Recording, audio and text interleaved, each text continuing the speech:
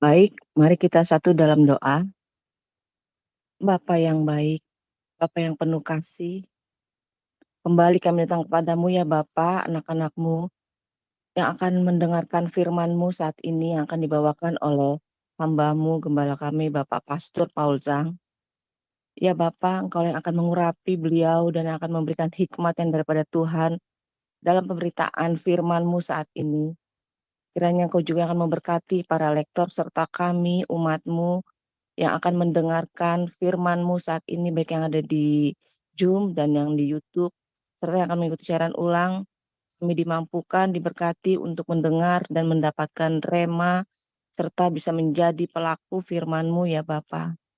Terima kasih Bapa, inilah doa kami di dalam nama Yesus Kristus, yang adalah Tuhan dan Juru Selamat kami. Kami sudah berdoa dan bersyukur. Pujilah namamu. Haleluya. Amin. Amin. Terima kasih Bu Rima. Selanjutnya kita akan membaca firman Tuhan dari Daniel 10 ayat 1 sampai 21 dan dari Efesus 6 ayat 1 sampai 24. Daniel 10 ayat 1 sampai 10 dibacakan oleh Ibu Nerliana. Daniel 10 ayat 11 sampai 21 dibacakan oleh Bro Welly. Efesus 6 ayat 1 sampai 12 dibacakan oleh Naomi dan Efesus 6 ayat 13 sampai 24 dibacakan oleh Cinta. Silakan Ibu Nerliana. Baik, terima kasih Pak Enardo. Salam Pak Enardo. Salam Pastor Paul, Bu Ana. Salam Bapak Ibu semua yang ada di Zoom dan di YouTube. Dan salam untuk saudara kami yang nonton kembali siaran kita hari ini. Puji Tuhan. Kembali kita membaca firman Tuhan dari kitab Daniel 10 ayat 1 sampai 21. Saya bacakan sampai ayat 10. Demikian firman Tuhan. Pada tahun ketiga pemerintahan Kores, raja orang Persia, suatu firman dinyatakan kepada Daniel yang diberi nama Beltsasar.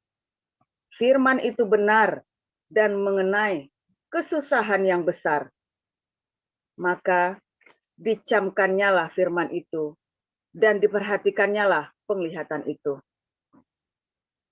Pada waktu itu aku, Daniel, berkabung 3 minggu penuh. Makanan yang sedap tidak kumakan, daging dan anggur tidak masuk ke dalam mulutku, dan aku tidak berurap sampai berlalu 3 minggu penuh.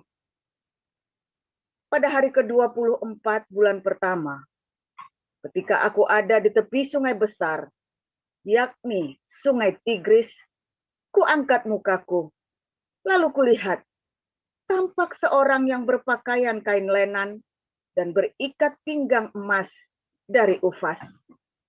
Tubuhnya seperti permata Tarsis, dan wajahnya seperti cahaya kilat.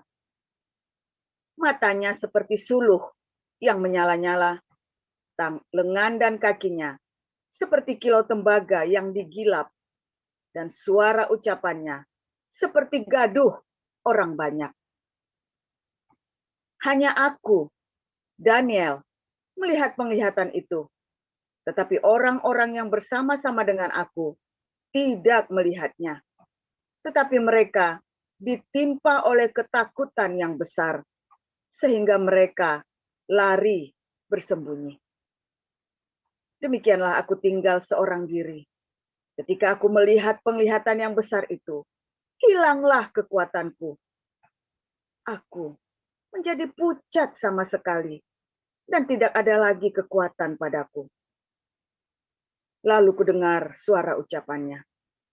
Dan ketika aku mendengar suara ucapannya itu, jatuh pingsanlah aku, tertelungkup dengan mukaku ke tanah. Tetapi ada suatu tangan menyentuh aku dan membuat aku bangun sambil bertumpu pada lutut dan tanganku. Saya lanjutkan ayat 11. Katanya kepadaku, Daniel, engkau orang yang dikasihi, camkanlah firman yang kukatakan kepadamu, dan berdirilah pada kakimu, sebab sekarang aku diutus kepadamu. Ketika hal ini dikatakannya kepadaku, berdirilah aku dengan gemetar. Lalu katanya kepadaku, janganlah takut Daniel, sebab telah didengarkan perkataanmu sejak hari pertama engkau berniat untuk mendapat pengertian dan untuk merendahkan dirimu di hadapan Allahmu. Dan aku datang oleh karena perkataanmu itu. Pemimpin kerajaan orang Persia berdiri 21 hari lamanya menentang aku. Tetapi kemudian Mikael, salah seorang dari pemimpin-pemimpin terkemuka, datang menolong aku. Dan aku meninggalkan dia di sana berhadapan dengan raja-raja orang Persia. Lalu aku datang untuk membuat engkau mengerti apa yang akan terjadi pada bangsamu pada hari-hari yang terakhir. Sebab penglihatan ini juga mengenai hari-hari itu. Ketika dikatakannya hal ini kepadaku, kutundukkan mukaku ke tanah dan aku terkeluh. Tetapi sesuatu yang menyerupai manusia menyentuh bibirku. Lalu kubuka mulutku dan mulai berbicara, kataku kepada yang berdiri di depanku itu. Tuanku, oleh sebab penglihatan itu aku ditimpa kesakitan dan tidak ada lagi kekuatan padaku. Masakan aku, hamba Tuanku ini, dapat berbicara dengan Tuanku? Bukankah tidak ada lagi kekuatan padaku dan tidak ada lagi nafas padaku? Lalu dia yang rupanya seperti manusia itu menyentuh aku pula dan memberikan aku kekuatan dan berkata, "Hai engkau yang dikasihi, janganlah takut. Sejahteralah engkau, jadilah kuat. Ya, jadilah kuat." Sementara ia berbicara dengan aku merasa kuat lagi dan berkata, "Berbicaralah kiranya Tuanku, sebab engkau telah memberikan aku kekuatan." Lalu katanya, "Tahukah engkau mengapa aku datang kepadamu? Sebentar lagi aku kembali untuk berperang dengan pemimpin orang Persia. Dan sesudah aku selesai dengan dia, maka pemimpin orang Yunani akan datang. Namun demikian, aku akan memberitakan kepadamu apa yang tercantum dalam kitab kebenaran. Tidak ada satupun yang berdiri di pihakku dengan tetap hati melawan mereka, kecuali Mikael, pemimpinmu itu." Demikian firman Tuhan.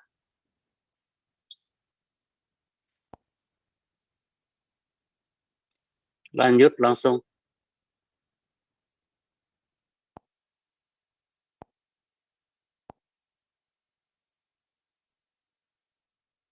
Suaranya Naomi belum terdengar. Belum terdengar. Ya, sudah.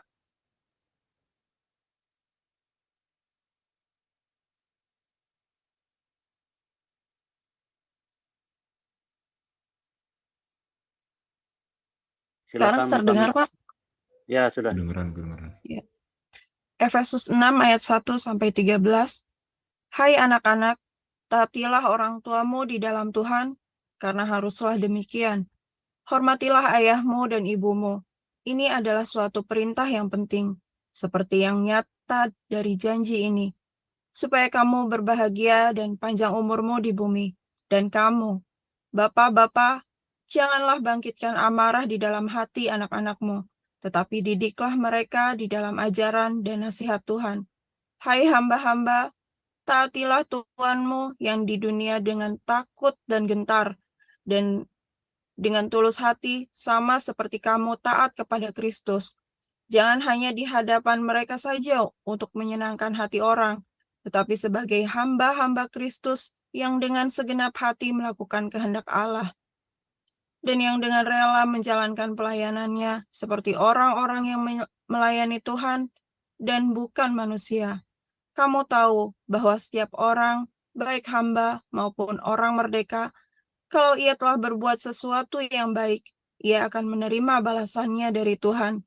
Dan kamu, tuan-tuan, perbuatlah demikian juga terhadap mereka, dan jauhkanlah ancaman. Ingatlah bahwa Tuhan mereka dan Tuhan kamu ada di sorga, dan ia tidak memandang muka. Akhirnya, hendaklah kamu kuat di dalam Tuhan, di dalam kekuatan kuasa-Nya. Kenakanlah seluruh perlengkapan senjata Allah, supaya kamu dapat bertahan melawan tipu muslihat iblis. Karena perjuangan kita bukanlah melawan darah dan daging, tetapi melawan pemerintah-pemerintah, melawan penguasa-penguasa, melawan penghulu-penghulu di dunia yang gelap ini, melawan roh-roh jahat di udara. Sekian. Saya lanjutkan. Sebab itu, ambillah seluruh perlengkapan senjata Allah, supaya kamu dapat mengadakan perlawanan pada hari yang jahat itu, dan tetap berdiri sesudah kamu menyelesaikan segala sesuatu. Jadi, berdirilah tegap, berikat pinggangkan kebenaran, dan berbaju jirahkan keadilan. Kakimu berkasutkan kerelaan untuk memberitakan Injil damai sejahtera. Dalam segala keadaan, pergunakanlah perisai iman, sebab dengan perisai itu kamu akan dapat memadamkan semua panah api dari si jahat. Dan terimalah ketopong keselamatan dan pedang roh, yaitu firman Allah. Dalam segala doa dan permohonan, berdoalah setiap waktu di dalam roh, dan berjaga-jagalah di dalam doamu itu dengan permohonan yang tak putus-putusnya untuk segala orang kudus, juga untuk aku, supaya kepadaku, jika aku membuka mulutku, dikaruniakan perkataan yang benar, agar dengan keberanian aku memberitakan rahasia Injil yang kulayani sebagai utusan yang dipenjarakan. Berdoalah supaya dengan keberanian aku menyatakannya sebagaimana seharusnya aku berbicara, supaya kamu juga mengetahui keadaan dan hal ihwalku. Maka Tikus, saudara kita yang kekasih dan pelayan yang setia di dalam Tuhan, akan memberitahukan semuanya kepada kamu. Dengan maksud inilah ia kusuruh kepadamu, yaitu supaya kamu tahu hal ihwal kami, dan supaya ia menghibur hatimu. Damai sejahtera dan kasih dengan iman dari Allah, Bapa dan dari Tuhan Yesus Kristus, menyertai sekalian saudara. Kasih karunia menyertai semua orang yang mengasihi Tuhan kita Yesus Kristus dengan kasih yang tidak binasa. Demikian pembacaan firman Tuhan. Ya, terima kasih untuk para lektor. Amin untuk firman Tuhan. Selanjutnya kita akan mendengar renungan firman Tuhan dan tema spiritual warfare. Silakan Pastor Joseph Oljang.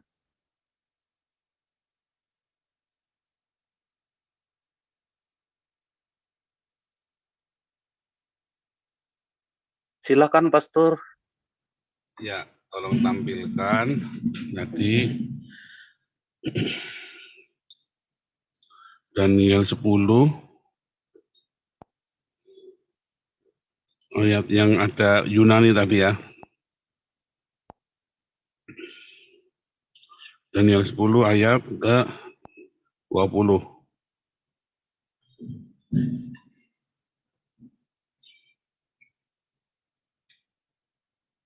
Daniel 10 ayat 20. Nah, lihat saudara ya, ini bagus sekali nih. Ya. Berbahagialah orang yang memiliki rema dalam hidupnya. Sebentar, salah kostum saudara ya. Saya ganti. Oke, nah ini ya. Berbahagialah orang yang memiliki rema dalam hidupnya, karena setiap hari hidupnya itu akan selalu berkemenangan, saudara ya. Karena dia akan punya pedang roh, yaitu rema dari Tuhan. Saudara, peperangan rohani itu ada ya, spiritual warfare itu ada. Cuman spiritual warfare itu bukan seperti orang-orang gereja karismatik itu, saudara. Serius, saudara ya, yang dilakukan oleh gereja karismatik itu salah, saudara. Spiritual warfare itu, makanya nggak ada hasilnya. Lalu mereka mengklaim, wah ini kita sedang, terus mereka bikin pedang-pedangan gitu ya. Oh kita pedangi, ayo kita perangi iblis, saudara ya. Begitu ya, terus ya doa keliling. Ya, mereka itu menggunakan cara doa keliling yang dilakukan oleh Yosua, saudara ya. Keliling, ya, mengelilingi kota 7 kali. Nah, saya tidak menyalahkan motivasinya. Banyak dari mereka yang tulus. Tapi sayang, saudara. Mereka itu nggak benar-benar masuk di dalam spiritual warfare. Makanya tidak efektif, saudara. Ayo, loh. Serius saudara ya. Saya dari gereja karismatik saudara ya. Teologi saya dari gereja karismatik. Saya ngerti yang mereka maksud. Jadi jangan ngomong saya nggak ngerti apa-apa. Saya ngerti saudara ya. Buku pertama saya itu SMP SMA kelas 1, SMA kelas bentar ya. Buku pertama saya itu ya benar SMA kelas 1. Bukunya Larry Lea saudara ya. Senjata peperangan Anda. Cie, ngerti saudara ya. Terus saya baca, tidak sanggupkah engkau berjaga-jaga 1 jam? Ya, saudara ya, serius saudara ya. Wah, itu kalau diceritain, mereka melihat peperangan yang luar biasa lah, inilah, itulah. Nah, saudara. Saya sudah praktekkan, ya. Jangan ngomong saya enggak lihat setan-setan, saya lihat saudara ya. Dulu. Ya, dulu, dulunya itu kapan saudara? Waktu saya masuk di dalam dunia klinik-klinik. Ya. Kemudian bagaimana setan-setan itu bisa saya taklukkan? Tadinya saya ngikut-ikut seperti yang dilakukan oleh orang-orang gereja karismatik ya, maupun orang dari gerakan Bahtera segala. Tadinya saya ikut-ikut begitu. Dan saya tidak menang, saudara. Mereka berdoa sama saya terima kasih. Ya, tetapi saya tidak berkemenangan. Ketika saya mengalami perjumpaan dengan Tuhan Yesus, Tuhan ajari saya bagaimana peperangan rohani itu, saudara. Makanya nanti kita mau bikin kelas profetik, saudara ya. Saya mulai mantap ini ya. Wah, luar biasa, saudara. Saya lagi tinggal nunggu satu peneguhan lagi, kita bikin kelas profetik. Ya. Serius, saudara ya. Banyak orang berpikir seperti itu. Nah, kita simpel saja. Saya mau tunjukkan kepada Anda bahwa ini ada. Peperangan rohani itu memang ada. Saya setuju dengan gereja karismatik, ada. Ya, lihat ya ayat 20 ini. Tahukah engkau mengapa aku datang padamu? Sebentar lagi aku kembali untuk berperang dengan pemimpin Persia. Sesudah selesai dengan dia, maka pemimpin orang Yunani akan datang. Apakah dia maksudnya perang beneran sama Alexander the Great, atau dia perang sama Kores atau sama Darius? Kan bisa, ini kan zamannya Kores. Zamannya Kores masih ada di bawahnya lagi, saudara ya. Kores, Darius, lalu anaknya Darius. Ya, Ahasiweros itu kan. Masih ada, saudara ya. Suaminya Esther itu kan masih ada, saudara, masih ada urutannya. Tapi bagaimana dia bisa ngomong perang melawan pemimpin orang Yunani? Karena inilah alam roh, saudara, cerita alam roh. Ya, cerita alam roh. Pemimpin orang Yunani akan datang dan perang, malaikat berperang, saudara. Nah, nanti kalau yang ikut kelas apologetik Anda akan mengerti apakah malaikat itu, saudara, apakah Gabriel, apakah Mikael. Terlalu panjang untuk sini. Pokoknya intinya ada ya, saudara ya. Anda harus ikut kelas apologetik, dan Anda yang sudah ikut apologetik, Anda akan lebih memahami saya dengan jelas. Ya. Lalu peperangan seperti apa yang harus dilakukan? Doa keliling, Pak, keliling, tengging, saudara ya. Tengging, sambil tengging, sambil waduh, bergandengan tangan satu sama lain dalam kasih dan dalam kemesraan, saudara ya. Akhirnya doling pada Cina semua, saudara. Jadi saudara ya, jangan ngomong doling-doling. Suami-suami kalau istrimu lagi doling-doling, pasang mata, saudara ya. Gandengan ya, kita gandengan. Hati-hati, gandeng-gandengan, bonceng-boncengan, doling-dolingan, saudara. Nanti nggak doling-dolingan, yang-yangan, saudara. Nah, hati-hati, saudara. Nanti akhirnya jawabnya apa? Pemimpinnya, oh kita lagi diserang dengan roh kenajisan. Wah, gundelmu peyang. Itu mah nggak usah dilihat, saya yang begitu ngelihat saja. Waduh. Wes, selingkuh. Ngomongin, saudara, selingkuh, percaya saya. Nah, kalau ya, saudara ya, jadi nggak seperti itu yang namanya perang roh itu, saudara. Kami mengalami, saudara ya. Oh, kita kalau orang gereja karismatik di Belanda itu, ya Sami Mawon Kadrun, saudara. Ya, ini ada satu ya, pemain drum kami itu kan juga sama, saudara ya, pemain drum kami kan dari gereja karismatik itu kan. Saya sedang diserang. Sebentar. Kami mengalami peperangan rohani. Ya, salahnya waktu itu karena saya kan nggak punya gereja ya kan, saudara ya. Kita belum bikin, karena saya statusnya kan masih asilum, kita belum bisa. Nah, tetapi sekarang saya udah punya organisasi sendiri, jadi mulai saya pelan-pelan tak muridkan. Dia ngikutin karena mamahnya ini kan orang Belanda asli. Ikut gereja karismatik, saudara. Dia ceritanya peperangan rohani apalah segala macam. Itu saya tanya, kamu tahu nggak? Kasih tahu ya, saya tiap hari saya ngelawan orang-orang Islam ini. Lawan spirit Islam ini. Kenapa saya enggak seperti kamu? Ini peperangan yang dahsyat di rumah tangga saya, katanya itu. Peperangan apa? Saya bilang begitu kan. Kenapa kamu laki-laki datang ke sama saya, kamu bilang ini setan lagi menyerang rumah tanggamu, keluargamu, tadi lagi datang. Jadi dia banyak diajari sama orang tuanya ya, tentang, ya karena karismatik begitu ya. Nah, kamu coba lihat saya, istri saya, anak saya. Kamu kira kami perang enggak? Kita terang-terangan loh, coba lihat. Ratusan orang yang kita baptis di Eropa, ya, dan bahkan di YouTube saya kita penginjilan. Kamu kira itu enggak perang itu? Dia mulai mikir-mikir, saudara ya. Lalu kira-kira iblis itu lebih tertarik nyerang kamu apa nyerang saya? Kenapa saya kok enggak seperti kamu ya cara perangnya ya? Goyong sampai wah bagaimana ya? Saya santai-santai saja, coba anda saudara-saudara anda lihat saya, ya. Nggak seperti itu perangnya, saudara. Kita santai-santai, tapi kita alert, jiwa kita alert, saudara. Selalu standby, kita selalu siaga, jaga kekudusan, kita jaga kejujuran, kita jaga hidup kita di dalam kebenaran, di dalam kasih yang sejati, saudara.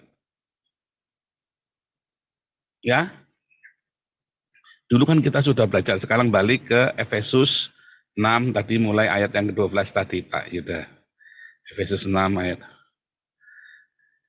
Jadi nanti kapan-kapan kita cerita tentang perang ini lagi lebih detail ya supaya Anda ngerti. Cuma saya lagi kasih tahu Anda, jangan latah bilang perang itu, saudara.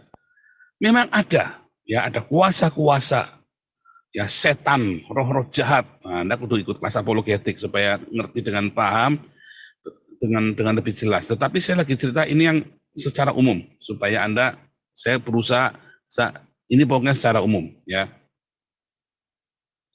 Nanti kita akan masuk, ya moga-moga minggu lah kira-kira ya, kalau Tuhan menghendaki, minggu kita bikin. Perjuangan kita bukan melawan darah dan daging. Musuh kita bukan ceker babi, saudara. Musuh kita bukan Sofiatul sama si Dom-Dom, saudara. Musuh kita bukan orang Wanes, Samuel Siaan, Kristi de Paris, apalagi saudara itu orang-orang Wanes itu Maliki. Musuh kita bukan Erastus Abdono, saudara. Musuh kita bukan Deki Gadas, saudara. Musuh kita bukannya Hani Kristianto. Itu bukan musuh. Ya bahkan musuh kita bukan Habib Rizik, bukan apa namanya si Mahfud MD atau siapa itu Yusuf Kala, bukan, saudara. Ya, musuh kita ini bukan darah dan daging, tetapi melawan pemerintah, penguasa, melawan penghulu dunia yang gelap ini. Dan roh-roh jahat di udara. Ini adalah ideologi. Musuh kita adalah ideologi yang mereka bawa. Ya, bagaimana mereka mengajarkan yang pengaruh jahat itu, saudara. Itulah musuh kita. Anda kudu ngerti dulu. Musuhmu itu dan juga bukan setan-setan oknum, genderuwo. Bukan, saudara. Wah, kalau Anda musuhnya bilang genderuwo kuntilanak mah Anda nggak level, saudara. Anda levelnya level dukun beranak, saudara.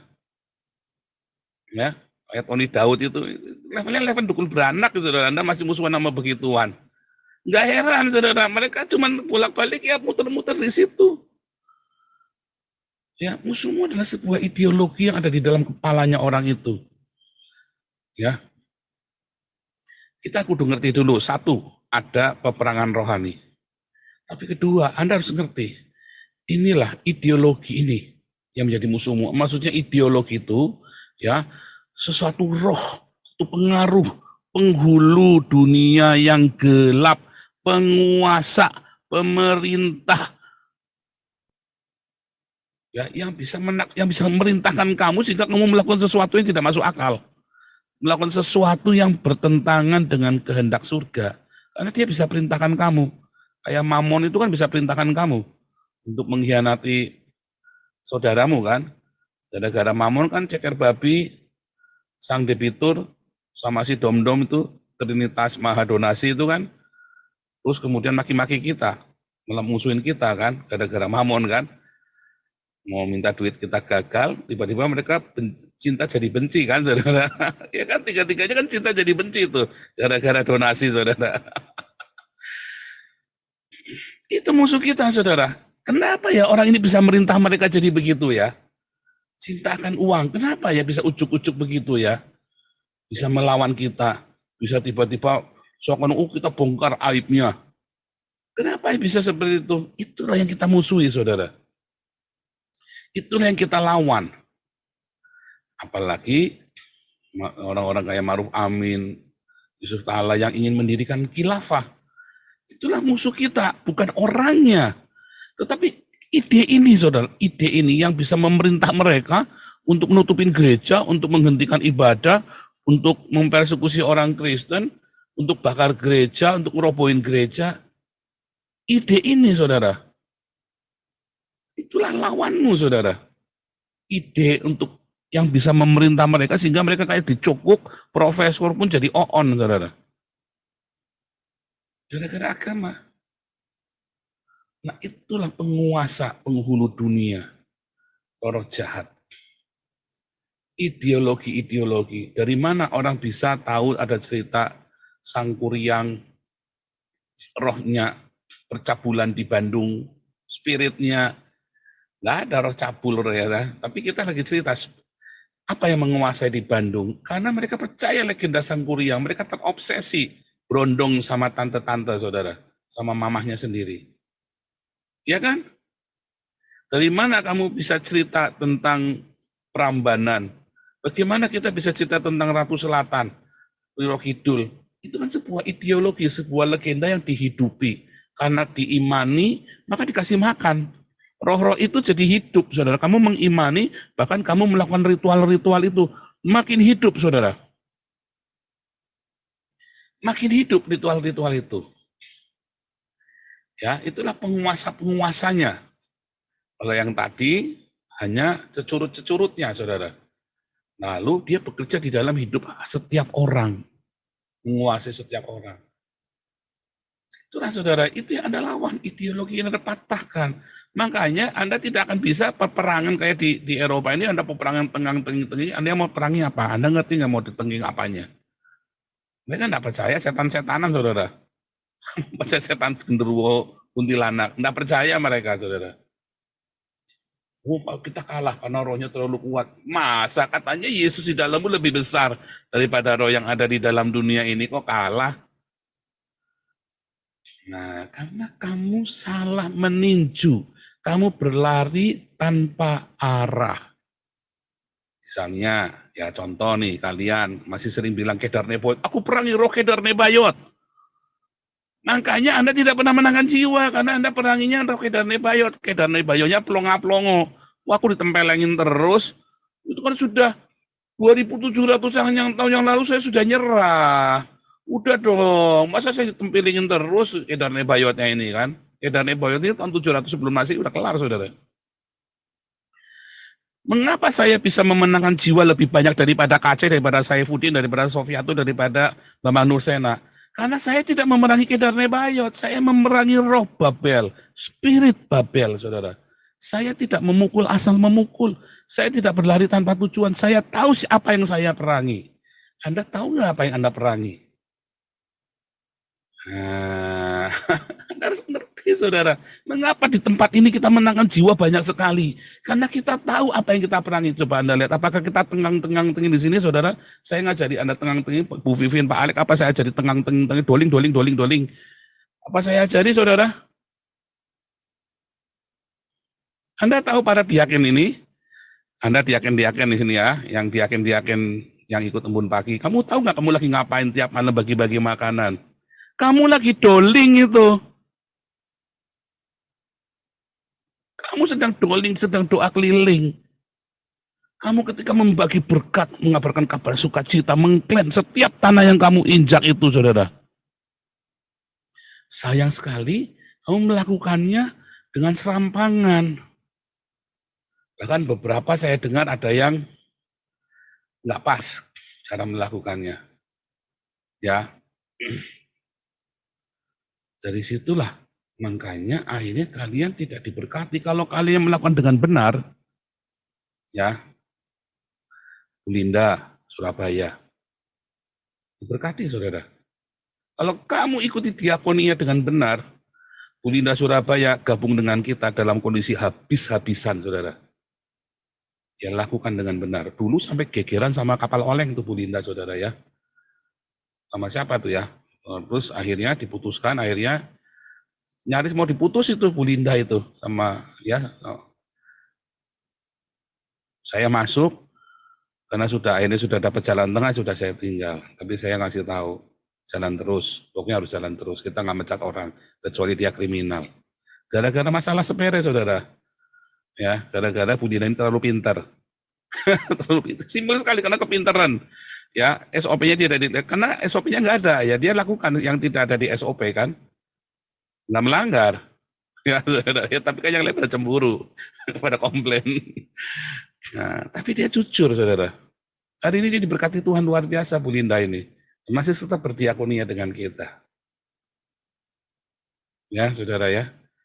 Anda kalau jujur, rajin, dengan benar. Diakonia dengan tulus. Anda tahu Anda sedang memberitakan kabar sukacita, Anda sedang mengklaim setiap tanah yang kamu injak itu, saudara. Itu saudara ya. Ya banyak tentu saja yang jujur banyak ya, yang baik-baik banyak. Kita tahu, saya nggak tutup mata saudara.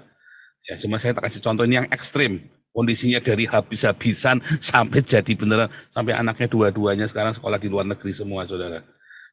Ya hampir 3 tahun ya, kita 2 tahun ya berdiakonia ya dari corona. Dari awal COVID itu ya Pak Charles itu dimulai Pak Charles sama Pak Apeng ya kalau nggak salah ya dulu ya. Mulainya pertama kali ya Pak Charles sama Pak Apeng ya. Kemudian Ceker Babi gabung sama kita ya. Serius saudara. Kalau Anda mengerti, ya mungkin Anda tidak mengerti secara gamblang, tapi Anda tanggung jawab lakukan dengan hati yang benar, dengan hati yang tulus, dengan jujur, dengan segenap hatimu. Tidak mungkin tidak ada pemulihan dalam hidupmu saudara. Tidak mungkin tidak ada terobosan, tidak mungkin saudara. Ya, pasti ada yang baik terjadi. Pak Alex, contohnya yang Jakarta, itu kan dari Surabaya, ini Jakarta, Pak Alex, ya kan, jelas saudara ya.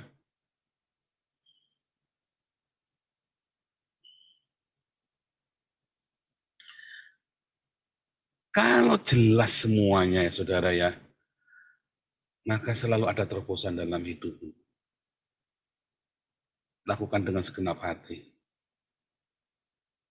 Ya kan? Ini ada terobosan dalam hidup keluarga mereka. Saya melihatnya juga, saya nonton saudara ya, karena saya pun bertanggung jawab dengan pertumbuhan rohanimu, makanya saya bilang kamu wajib. Ya, kamu wajib masuk belum pagi. Ya. Wajib saudara ya.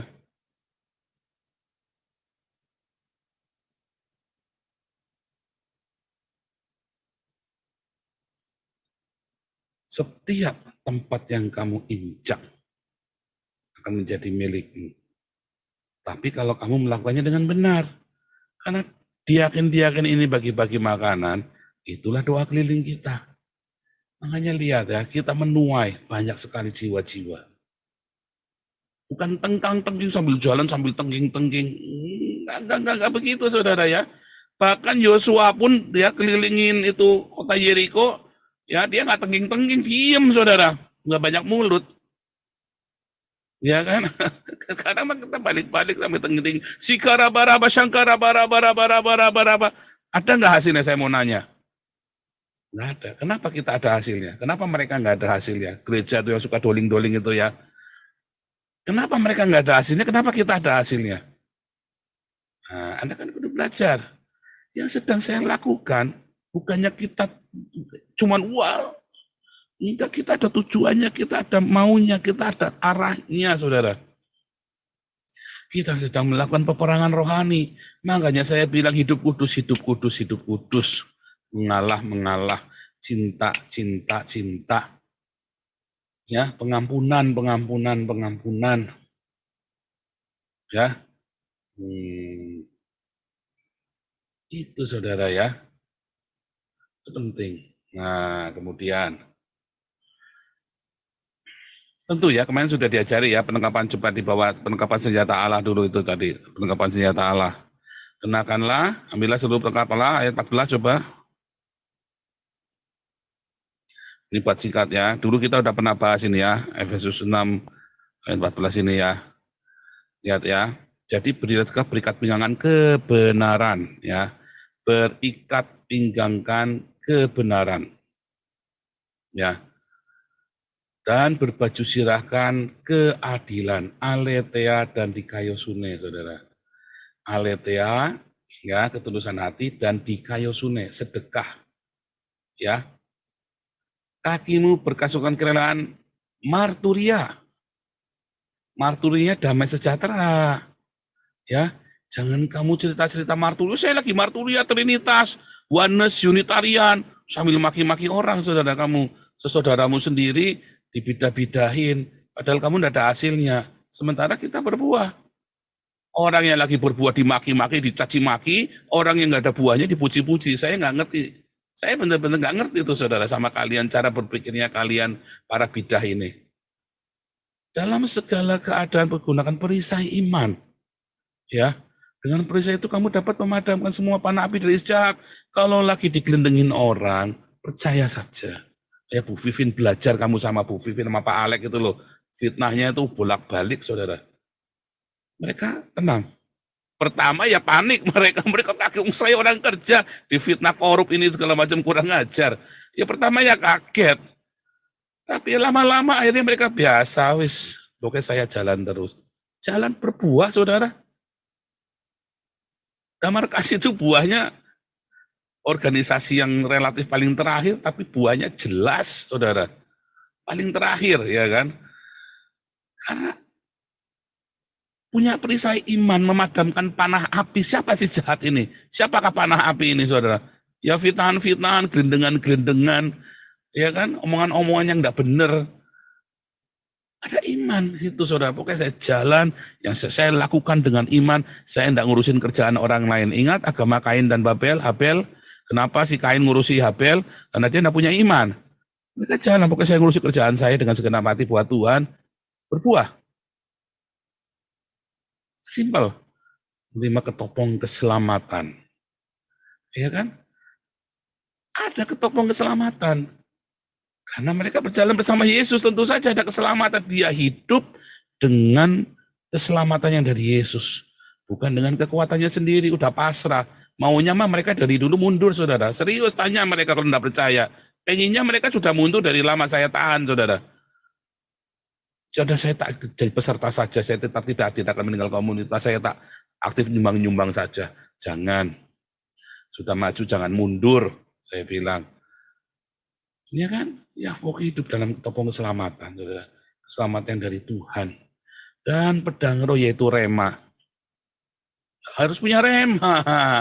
Ya Anda belajar ya. Kita sama tiap hari hidup dengan rema. Dalam segala doa permohonan, berdoa setiap waktu dalam roh. Buat bahasa roh, Pak, bukan gundul peang, berdoa setiap waktu dalam roh. Rohmu itu selalu berdoa. Artinya apa? Doa itu apa? Sikara baraba? Bukan. Doa itu adalah sebuah harapan, wishing, saudara. Arti bahasanya doa itu sebuah harapan, saudara ya. Anda benar-benar apa yang Anda pengen itu terjadi, saudara. Jadi kalau Anda ngarap sesuatu, saya mengharap kebangunan rohani, saya mengharap tuayan jiwa-jiwa. Kayak saya tiap hari, roh saya berdoa terus buat kalian, roh saya berdoa terus buat jiwa-jiwa. Kita panen. Di dalam segala kelemahan organisasi, ya, tetapi tubuh Kristus ini panen, berbuah, ada nampak hasilnya. Keluarga dipulihkan, yang perekonomiannya hancur banyak yang dipulihkan, ya bahkan yang suami istri cerai pun ada yang bisa kembali, rujuk, banyak. Ya. Dan kita permohonannya tak putus-putusnya untuk segala orang kudus. Ya, dan Anda juga berdoa buat saya supaya apa, saudara, bersolawat kepada Nabi ke-26. Supaya apa, ayat 19?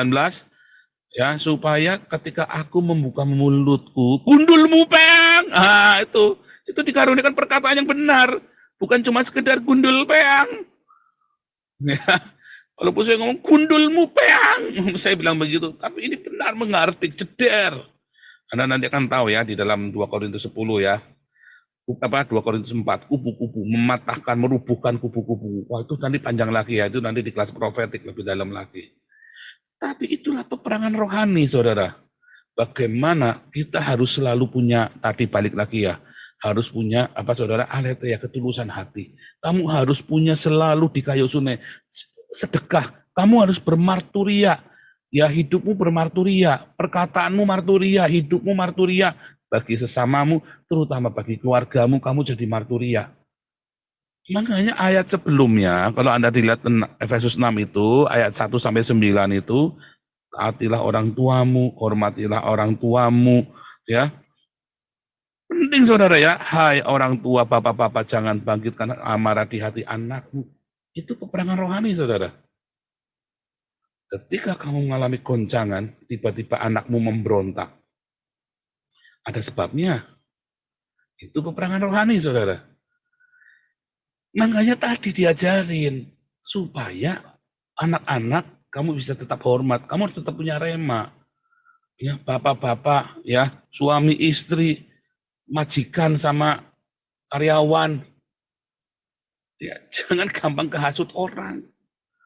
Makanya kalau Anda nggak ada laporan saya jelek-jelekin Bu Lianti, saya tenang, saya di pihak Bu Lianti, saudara. Saya tahu siapa dia. Ya kan? Walaupun kadang-kadang saya juga pusing juga, apalagi kalau dia udah mulai curhat begitu, saudara ya. Waduh, itu petasan Imlek itu, saudara. Sebentar, stop, saya bingung ceritanya mana tadi. Tapi itu tadi, karena saya tidak suka apa namanya langsung dengar suara langsung buer. Enggak, saudara. Belajar kita resapi karena kita punya perisai iman, ya. Karena kita punya apa, saudara? Kasut kerelaan hati memberitakan Injil. Karena kita punya itu tadi ya, tepung keselamatan. Semuanya hanya karena kasih karunia dari Tuhan Yesus. Kamu kudu sadar bahwa yang kita lakukan ini karena kita sudah diselamatkan, karena kita sudah terima kasih karunia. Jadi jangan saling menghakimi. Kenapa Anda harus ikut doa pagi? Supaya Anda bisa belajar firman Tuhan. Pak, saya kan dengarnya di YouTube, Pak, bohong. Nyatanya saya sudah kasih pengumuman lama saja nggak ada yang masuk kan? Anda kan nggak dengerin di YouTube, saya kan pengumuman sudah lama, sudah sebulan yang lalu, saudara. Yang masuk saya tahu, langsung dengar, ya kan? Wah, langsung respon cepat. Itu contoh ya. Jadi bohong, ya. Kalau Bu Mantu tiap hari ya, dengar. Bu Mantu tiap hari dengar. Jadi kalau Bu Mantu dengar, karena dia selalu cerita, membahas sama saya, saudara. Maksudnya apa yang gini? Maksudnya apa? Ya, saudara ya. Gitu ya, saudara ya. Jadi peperangan rohani yang Anda lakukan ini tidak main-main tentang peperangan rohani dalam kehidupan kita, dalam kehidupan keluargamu. Lakukan ya, tugas pelayanan kita masing-masing tiap divisi dengan benar. Nanti kamu akan diberkati. Kamu akan diluputkan. Coba lihat, berapa banyak sumpah serapah pada keluarga saya. Nggak ada satupun yang kena, saudara. Kita halau. Ya. Halau, saudara, di dalam nama Yesus. Bukan sombong. Bukannya sombong. Oh, Tuhan Yesus yang belain saya kok. Kok sombong gimana? Nggak akan mempan. Ya, siapapun yang sumpah serapah saya dari mulai siapa itu yang sumpah serapah itu, Berarti Apelo, Saifuddin, orang Islam, semua yang sumpah serapah ke saya nggak ada yang mempan, saudara. Ceker babi, kapal oleng, sumpah serapah ke saya nggak ada yang mempan. Ya, apalagi orang-orang Islam ini nggak mempan. Bisa-bisa malam balik, saudara. Ya, iya canggam, malam balik. Tuhan Yesus memberkati.